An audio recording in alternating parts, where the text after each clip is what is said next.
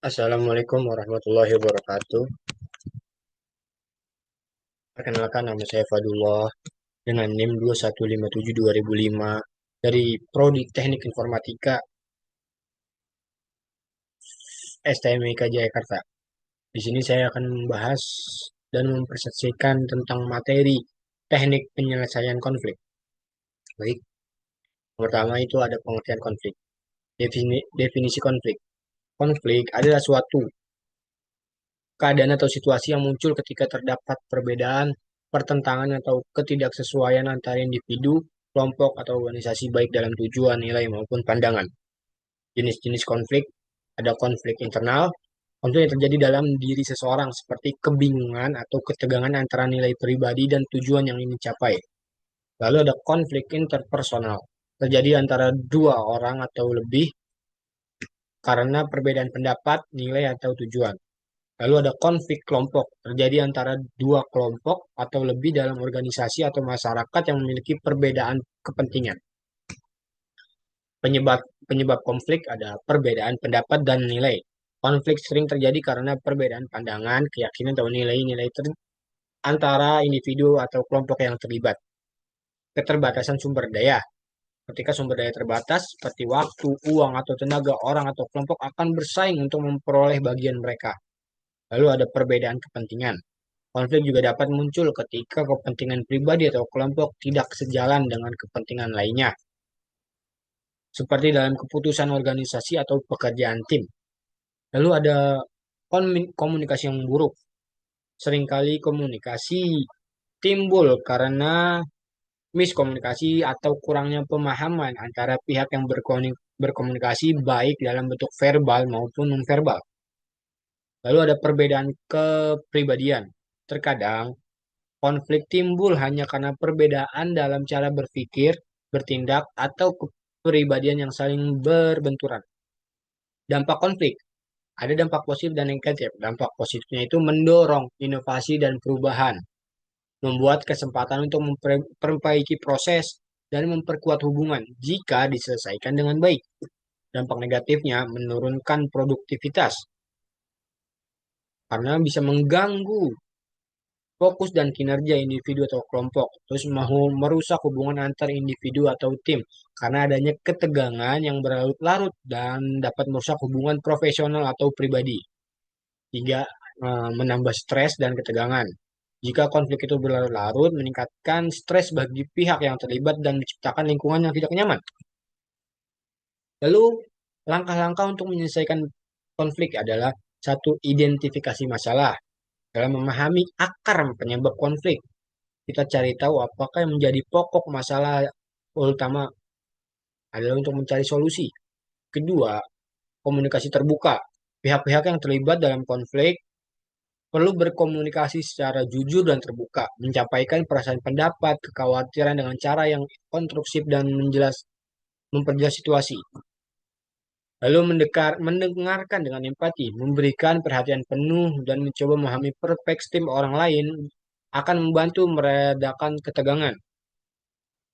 Lalu temukan solusi bersama. Cari solusi yang bisa diterima oleh semua pihak atau kedua belah pihak yang terlibat. Solusi harus adil dan memperhatikan kepentingan semua pihak. Tindak lanjut.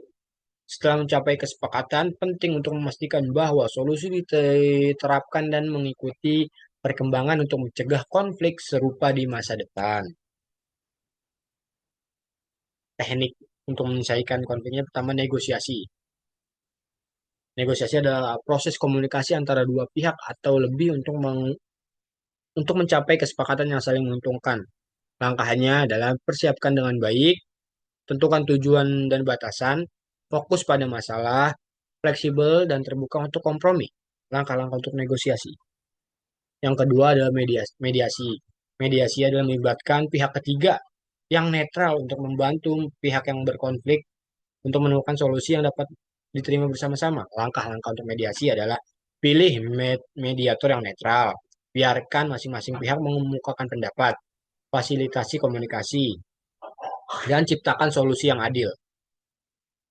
Yang ketiga, teknik ketiga ada arbitrase.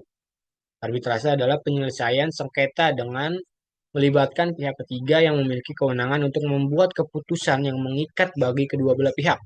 Langkah-langkahnya adalah pertama, tentukan arbitrator yang kompeten. Pihak mengemukakan argumen. Yang lalu ketiga, arbitrator membuat keputusan akhir atau memberi keputusan yang harus diterima oleh kedua belah pihak. Yang keempat, ada kolaborasi, yaitu pendekatan di mana kedua belah pihak bekerja sama untuk menemukan solusi yang saling menguntungkan dalam jangka panjang. Langkah-langkahnya, identifikasi kebutuhan bersama, lalu ciptakan solusi yang memperhatikan kedua belah pihak, terus mengimplementasikan solusi bersama. Keuntungannya itu menciptakan solusi jangka panjang dan berkelanjutan, memperkuat hubungan karena adanya kerjasama yang solid. Lalu ada teknik yang kelima yaitu kompromi, yaitu pendekatan di mana kedua belah pihak rela memberikan sebagian dari keuntungan mereka untuk mencapai kesepakatan. Langkah-langkah kompromi yaitu identifikasi apa yang bisa dikompromikan.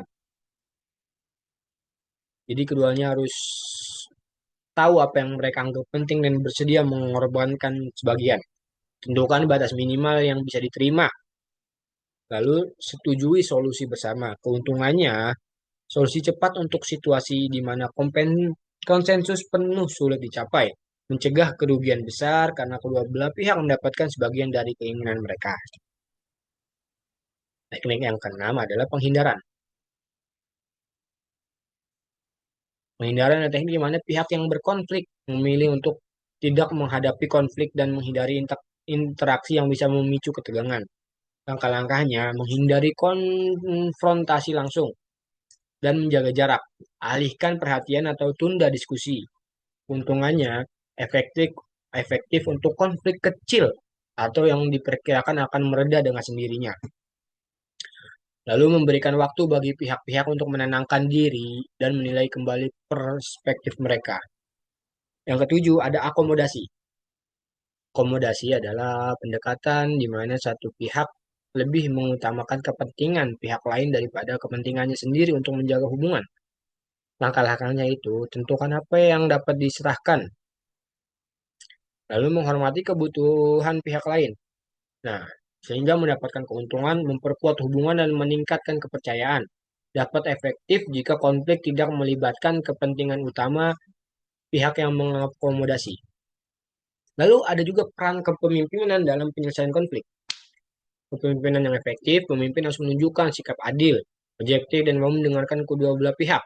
Tugas pemimpin dalam konflik adalah mediator yang efektif, memfasilitasi komunikasi terbuka, dan mendorong kolaborasi dan pengertian. Studi kasus konflik dan penyelesaiannya. Contoh, sebuah tim proyek di perusahaan X mengalami konflik karena perbedaan pandangan mengenai prioritas penyelesaian tugas. Manajemen menggunakan teknik mediasi untuk membantu pihak-pihak terlibat dalam memahami sudut pandang masing-masing.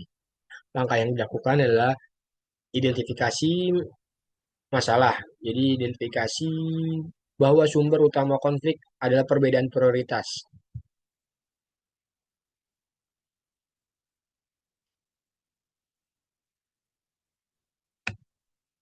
Mediasi oleh manajemen. Pihak manajemen turun tangan sebagai mediator untuk menciptakan dialog terbuka. Hasilnya, jadwal proyek disusun ulang mengakomodasi kebutuhan semua anggota tim dan produktivitas tim meningkat. Kesimpulannya, inti penyelesaian konflik dapat diatasi dengan pendekatan yang tepat, tergantung pada sifat konflik dan pihak-pihak yang terlibat. Memahami berbagai teknik penyelesaian konflik memungkinkan individu atau tim untuk memilih pendekatan yang paling sesuai dengan situasi. Teknik utama yang biasa diterapkan, negosiasi, mediasi, arbitrasi, kolaborasi, kompromi, penghindaran, dan akomodasi, kepemimpinan dan komunikasi. Peran kepemimpinan yang bijaksana dan kemampuan komunikasi efektif menjadi kunci utama untuk mengelola konflik secara konstruktif, mengurangi ketegangan, dan mencapai solusi yang bermanfaat bagi semua pihak. Sekian presentasi tentang cara menyelesaikan konflik dari saya. Mohon maaf jika banyak kesalahan. Selamat sore dan Assalamualaikum warahmatullahi wabarakatuh.